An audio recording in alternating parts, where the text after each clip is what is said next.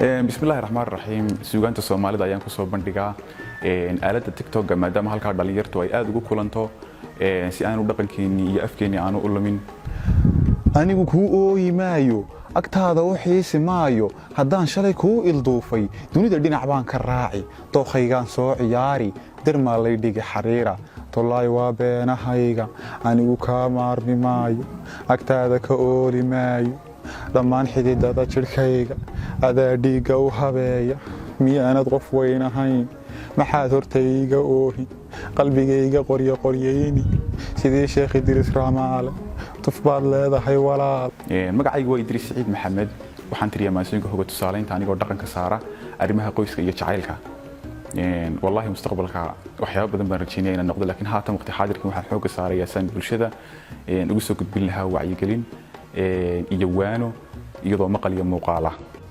kibirku gabaryay ma fiicna hadaad baylihisay reerka afar baa lay baneeyay aroortan sooba guursan iswaal baa deysan weydee adoo wata reerihiina waraaqdaadii u kaalay wallahi saakay jarmaaday ana weelkii xalaaya ileen liifii ma yaalo taydhii waa sii gabaabsi majin baa reerka jooga ayaa wax ku cunayso xoontan aabooyaa musawaryaada anuu ma cuntaana qaana ilmadaniga da'aysa eega basashayga sii daraysa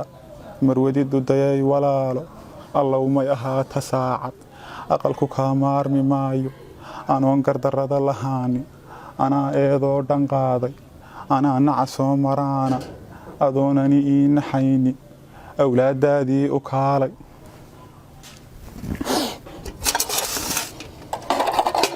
jacaylow jacaylku meeyey ileen waa guur hortiiba dumar waa adduunyo joogta intuu jeebkaagu gooyo ayaan ku qabaa imaanba heshiiskeenaa ahaaye anoo isku kaa halleeyey fadhiga waan soo dhiguune ileen show waa sacuudi adna turki baad bidaysay sariir waa ila sariire mid walba waa lagu gam'aaye mug weynaataad ishaartay rogaan dhigay waa casaane masaar baa kuuba diiday tiifiigu subruu ahaaye miyaan dhaydkiisa eegay arooskiyo hoolalkiisa anigu maan diidanayne inaan kugu sugo baydkeenna heshiiskeenaa ahaaye kaale ijaas maxaad ku keentay ileen dumar baad ahayde adigu dembi maad lahaane anaa degdegee walaalo muddadan sheekada wadaynay haddaan kaa qoranno taayo dhibtaasii may haleesheen